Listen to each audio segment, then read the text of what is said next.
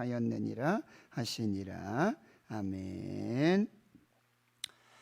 말라기 우리가 잘 접하지 못하고 읽지 못하는 말씀이지만 너무나 귀한 이런 메시지가 있습니다. 여러분들 새벽에 또 이 말라기서를 통해서 성령께서 교회와 성도들에게 주시는 세미한 음성. 하나님의 말씀은요, 때로는 아주 조용한 가운데 그렇게 우리에게 들려진다는 거예요. 엘리야가 이제 갈멜산에 영적 전쟁을 하고요, 또 승리한 후에 그럼에도 불구하고 아합의 저주 속에 그리고 이세벨의 저주 속에 부엘세바로 도망해서 로뎀나무 아래서 죽기를 고합니다. 그러나 하나님께서는 그를 천사들 보내서 생명의 떡과 마실 물을 먹이시고 또 마시게 하셔서 소생시키셔서 그를 40주야로 호렙산으로 부르십니다. 동굴 안에서 하나님은 불 가운데도 말씀하지 아니하시고 지진 가운데도 말씀하지 아니하시고 바람 가운데도 말씀하지 아니하시고 그 다 지나간 후에 세미한 음성으로 엘리야를 만나 주시고 다시 사명을 주셔서 그 역사를 이루게 하신다라고 하는 거예요. 오늘 새벽 시간, 고요한 이 시간, 첫 시간에 하나님 우리 마음을 내려놓고 겸손하게 주여 말씀하옵소서 종이 듣겠나이다. 그리할 때 하나님께서 말씀을 주신다는 거예요. 말라기 1장 1절이 이 말라기를 여는 열쇠고요. 그리고 모든 주제가 있고 또 목적이 있어요. 다시 한번 보시면은 여호와께서 말라기를 통하여 이스라엘에게 말씀하신 경고다. 여호와 하나님 어떤 하나님? 만군의 여호와 하나님. 이스라엘의 왕이시고 군대 장관이시고 승리를 주시고 보호하시고 안식을 주시는 만군의 여호와께서 이제 말라기 선지자를 통해서, 여러분 이게 은혜예요. 말라기 선지자의 이 경고 후에는 400년 동안 침묵이에요. 말씀하지 않으세요. 여러분 하나님의 말씀이 중단된다는 거, 하나님의 말씀이 여러분이 이게 들리지 않는다는 거, 예배를 드려도 기도를 해도 말씀을 들어도 도대체 무슨 말씀인지 모르겠고 지금 예배를 드리는 건지 그냥 자리만 채고 왔다 갔다 하는 건지. 어제 해리포터라고 여러분 아시잖아요. 그 영화, 그렇죠? 막 마술을 부리고 마법을 부리고. 근데 잠깐 이렇게 보는 동안에 신이가 뚱딴지 같은 소리를 하는 거예요. 우리도 마술을 부리고 마법을 좀 부렸으면 좋겠다 하면서 뚱딴지 같은 소리를 하는데, 아빠에게도 마법을 부릴 수 있는 힘이 있으면 이렇게 졸고 주무시는 성도님들 보면 호릭 해가지고 깨우고 이런 마술을 부리면 좋겠다는 얘기를 하는 거죠. 얘가 그냥 예배 드리는 게 아니로구나. 성도님들 다 보고 있구나. 좀 뜨끔했습니다. 여러분 말씀이 안 들리고 말씀이 졸렸고 그냥 예배가 지루하고 이게 위기예요. 여기 보세요. 만군의 여호와께서 말라기를 통해서 하나님 선지자를 계속 보내시잖아요. 그래도 이스라엘은 안 들어요. 한쪽 귀로 듣고 그리고 아예 안 들리고 안 듣고 얼굴을 이렇게 돌리고. 근데 마지막까지 여러분 이스라엘에게 말씀하신 경고라 그랬는데 이 경고가 여러분 사랑이에요. 우리 자녀들 정말 말 안 듣고 막 그럴 때 너 마지막이야, 너 마지막 경고야. 그런데 저도 보면 그 마지막 경고요 한 10번은 반복하죠. 왜요? 사랑하니까.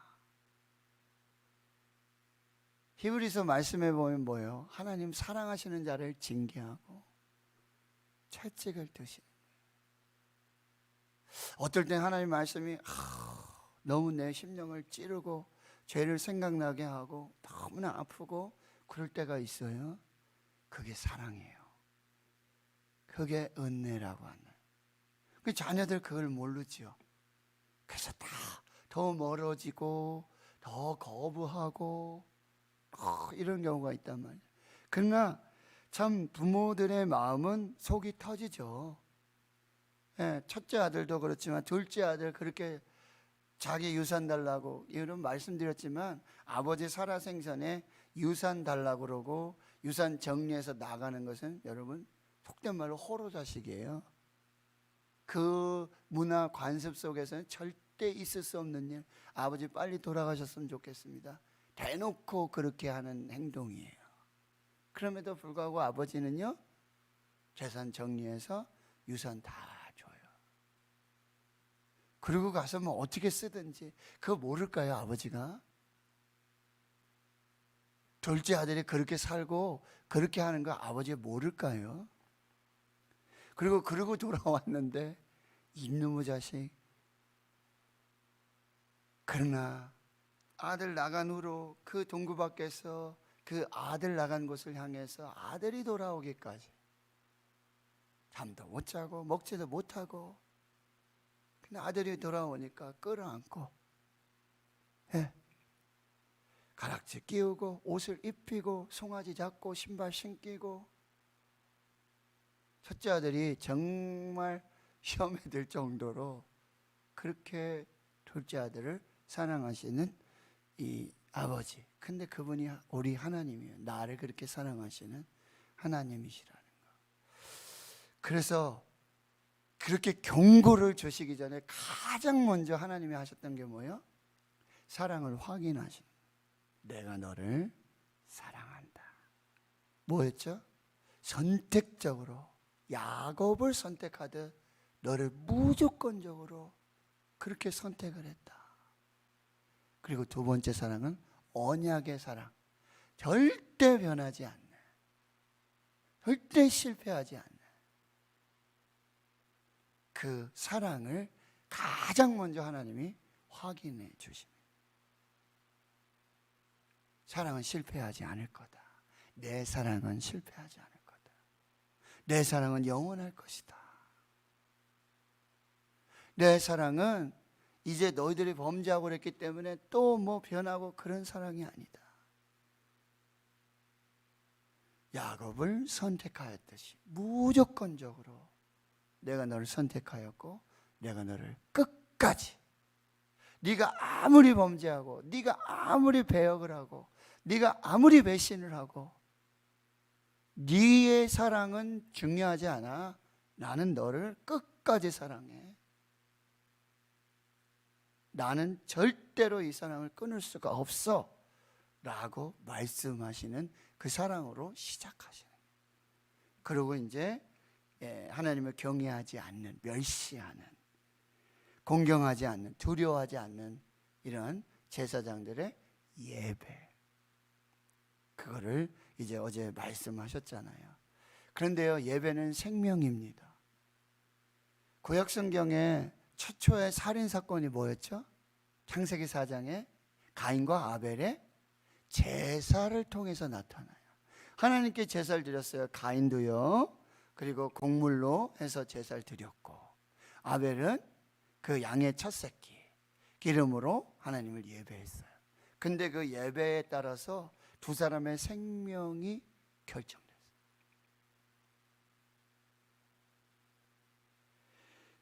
아벨과 그 제사를 받으신 그 하나님을 원망하고 불평하면서 가인이 아벨을 죽였어요. 최초의 살인사건의 계기가 빌미가 예배에 있었다는 거예요. 그런데 이 예배를 잘 드림으로써 정말 그 인생이 활짝 핀 사람이 있죠. 솔로몬입니다. 그가 왕위에 오르자 기브온 산당에 가서 1000번제로 하나님께 예배를 드려요. 밤에 하나님이 나타나셔서 내가 내게 무엇을 줄고 너는 내게 구하라. 백지수표를 위임해요. 예배 한 번 드렸는데.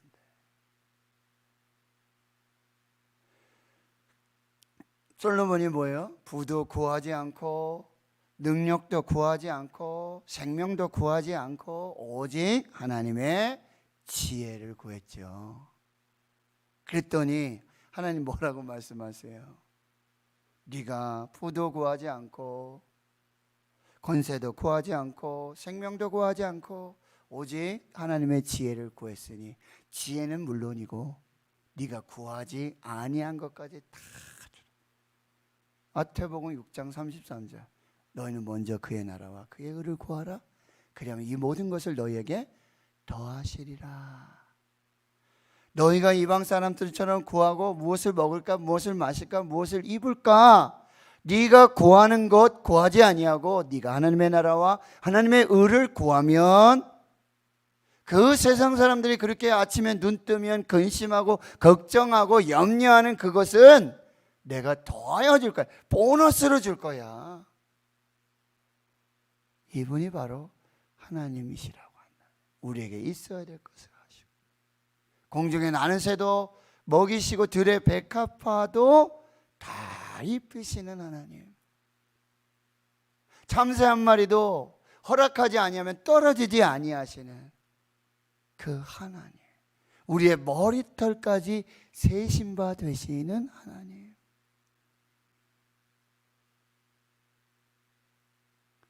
우리의 예배를 다시 점검하고 하나님이 우리를 어떻게 사랑하셨습니까? 무엇으로 사랑하셨습니까? 이것 따지지 말고 나는 크고 첫째 되는 첫 계명 마음 다하고 목숨 다하고 힘을 다하여 하나님을 사랑하고 있는가? 나는 신령과 진정으로 예배하고 있는가? 하나님 받으시는 거룩한 산제물에 우리 몸을 거룩한 산제물로 드리는 예배를 드리고 있는가? 이걸 우리 다시 한번 점검해 보고요. 오늘은 특별히 여러분 2장 1절에 보면 너희 제사장들아, 제사장들은요 당시 레위 지파입니다.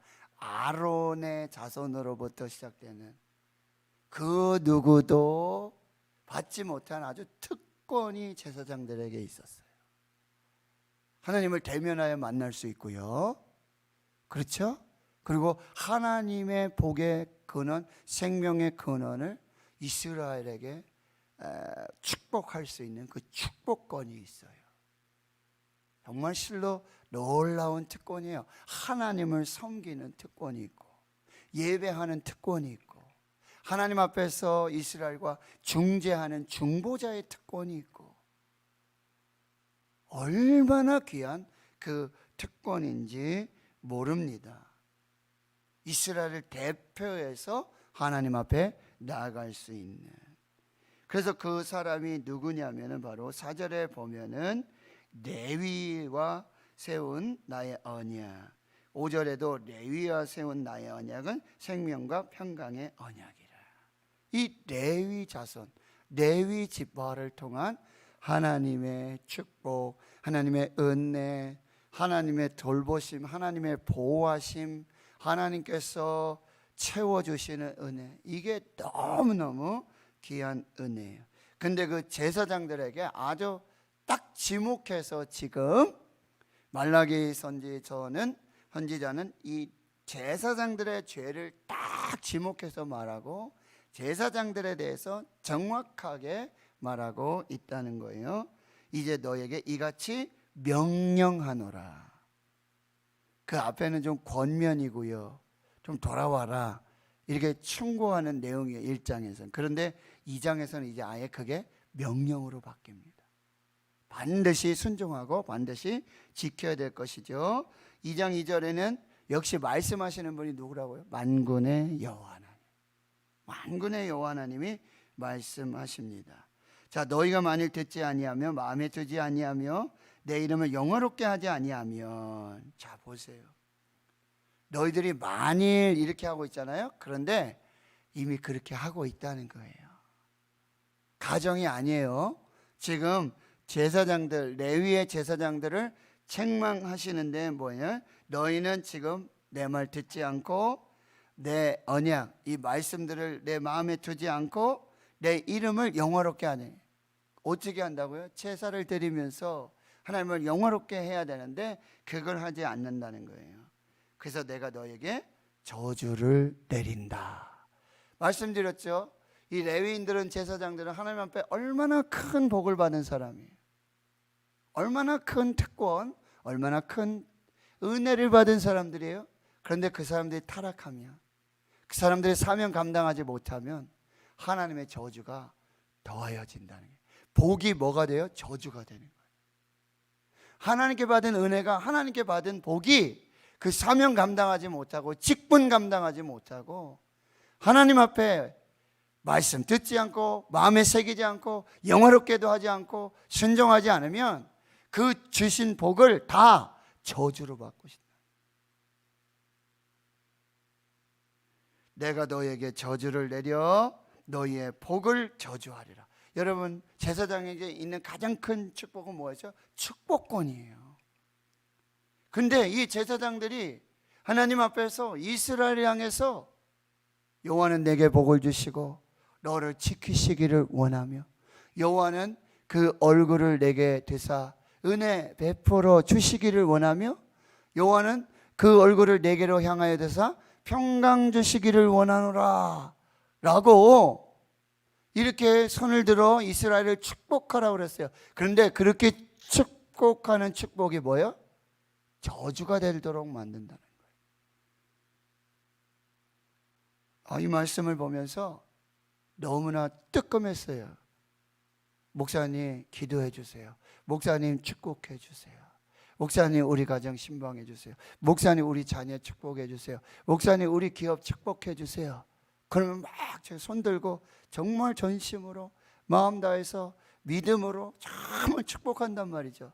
근데 제가 하나님 앞에 범죄하고 제가 사명 감당하지 못하고 제가 똑바로 살지 않으면, 말씀 붙들고 마음 새기지 않고 순종하지 않고 그렇게 살지 않으면 내가 비는 모든 복이 다 저주가 되도록 만드시겠다는 말씀이에요. 복을 저주로 바꾸시겠다는, 이게 얼마나 경고입니까? 예?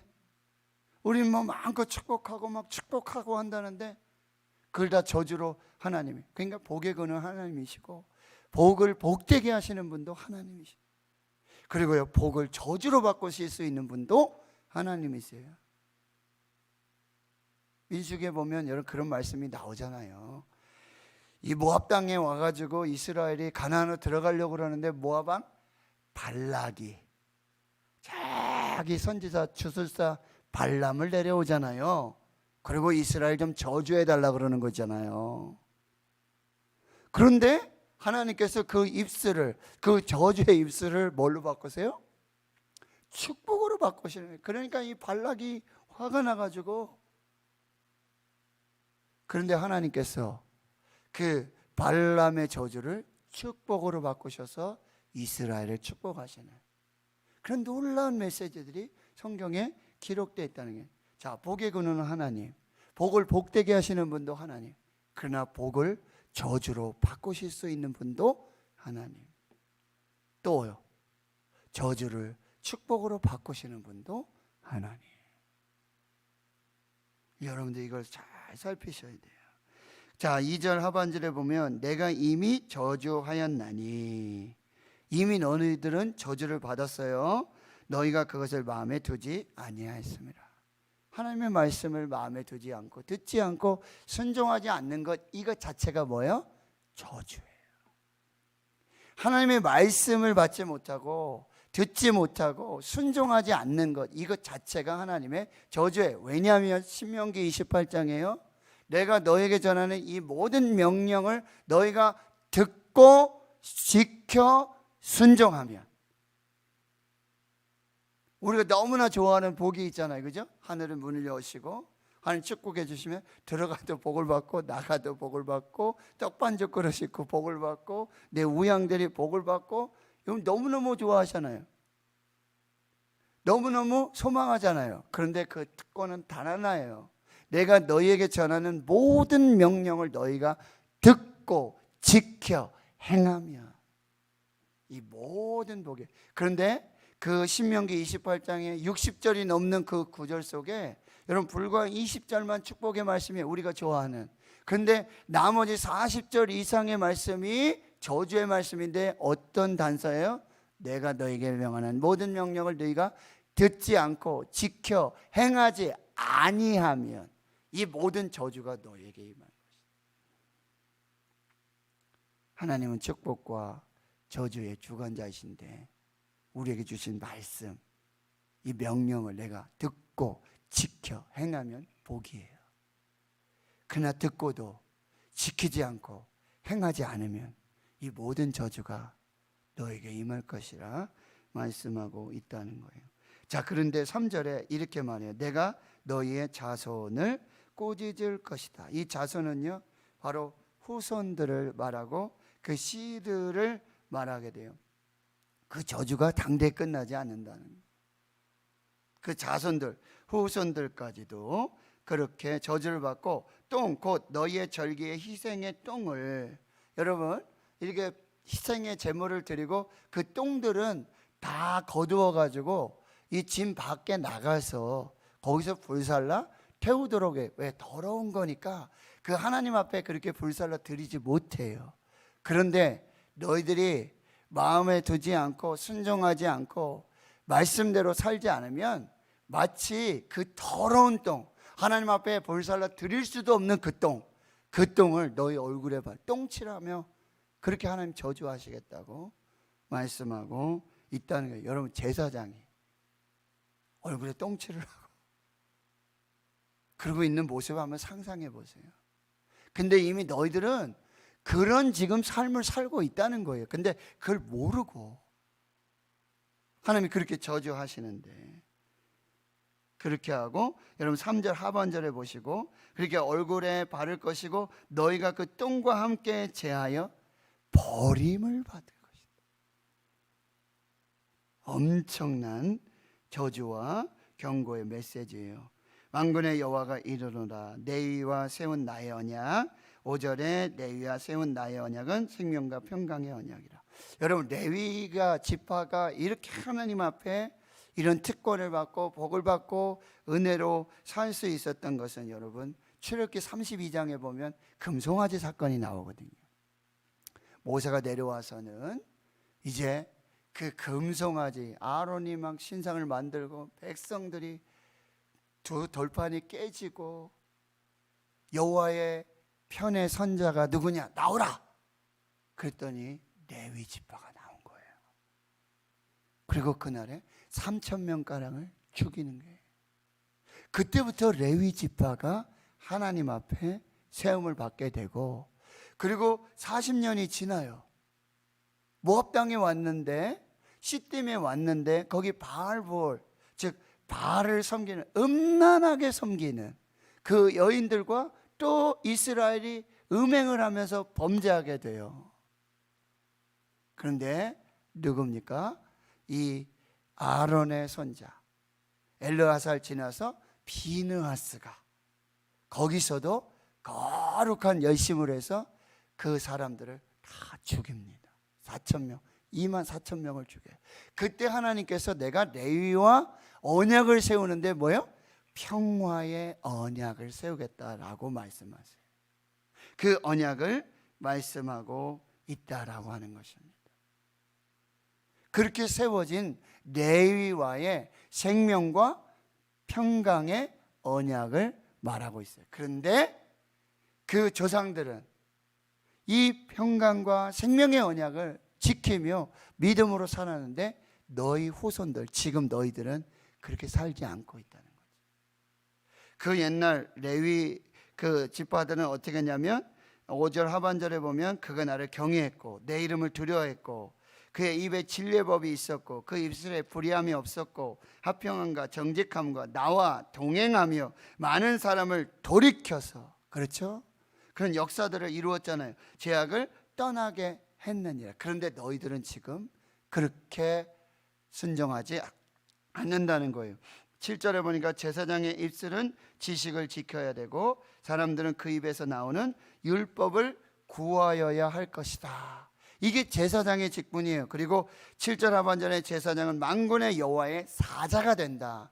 만군의 여호와 하나님의 메신저, 만군의 여호와 하나님의 전달자, 축복의 전달자, 축복의 선포자, 축복의 중보자, 이 놀라운 특권과 사명이 있는데 그것을 감당하지 못하고 있다고 하는 거예요. 8절에 보세요. 너희는 이제 그 옳은 길을 떠나서 많은 사람을 율법에 거스르게 하는도다. 너희들이 그렇게 진리의 말씀, 그렇게 놀라운 축복, 특권을 받음에도 이제는 너희들이 그 옳은 길을 다 떠나고 많은 사람들을 돌이켜서 회개하고 하나님께로 인도해야 될 터인데 오히려 많은 사람들이 율법을 거스르도록 그렇게 악을 행하고 있다라고 하는 거예요. 만군의 여호와가 이르노라 너희가 레위의 언약을 깨뜨렸다. 내가 깨뜨린 게 아니라 너희들이 스스로 이 언약을 버리고 파괴하고 깨뜨리며 범죄하고 있다라고 하는 거예요. 9절에 너희가 내 길을 지키지 아니하고 율법을 행할 때에 사람에게 치우치게 하였으므로, 자 마지막 이렇게 보세요. 나도 너희로 하여금 모든 백성 앞에서 멸시와 천대를 당하게 하였느니라. 여러분, 이 제사장의 놀라운 축복, 이 특권이 오히려 사람들 앞에서 멸시와 천대가 되네. 레위가 세운 생명과 평강의 언약들을 우리가 잘 살펴야 되고요. 우리의 정체성은요, 만군의 여호와의 사자. 이것이 베드로전서 2장 9절의 말씀, 너희는 왕같은 제사장들이요, 택하신 족속이요, 그의 소유된 백성, 거룩한 나라다. 우리는 왕같은 제사장들. 우리에게 주시는 말씀이에요. 이 놀라운 특권들, 이 은혜들을 여러분이 잘 받으시고 저와 여러분이 그 사명을 감당하게 될 때에 하나님의 역사들을 이루게 된다라고 하는 것입니다. 우리의 정체성은 만군의 여호와의 사자, 왕같은 제사장 나라임을 기억하고요. 또 하나님이 경고를 주실 때 이 경고를 받고 돌이켜야 우리가 인생의 축복을 받을 수 있다. 돌이키지 않으면 바로 저주가 된다는 거죠. 그리고 우리가 하나님 앞에 범하는 죄들은 하나님께서 이미 주시고 이미 축복하신 그 축복까지도 저주로 바뀌어지는 역사들이 나타나게 된다는 거죠. 레위들은 그 언약을 파괴했지만 하나님은요, 끝까지 언약을 지키시는 분. 누구를 보내셔서? 예수 그리스도를 보내셔서 그 언약을 끝까지 지키시고 그 완전한 생명과 평강의 언약을 지켜주시는 하나님, 우리에게 이 거룩한 제사장의 사명 잘 감당하고 하나님 주신 은혜와 복을 누리는 그 놀라운 축복의 주인공 될 수 있기를 주의 이름으로 축원합니다. 하나님 감사합니다. 오늘 새벽에도 성령께서 주시는 그 세미한 음성, 주의 음성 들을 수 있는 귀를 열어주시고 마음을 좋은 마음의 밭으로 주여 말씀하옵소서.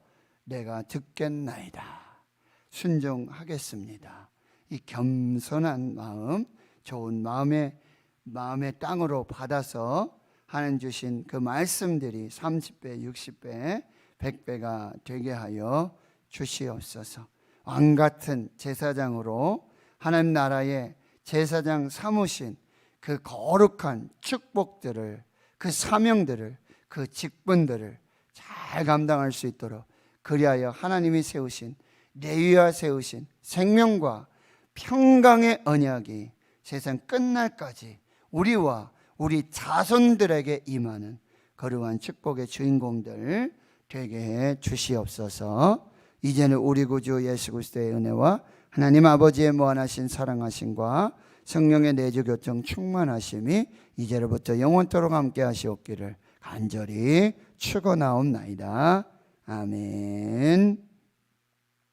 오늘 말씀을 여러분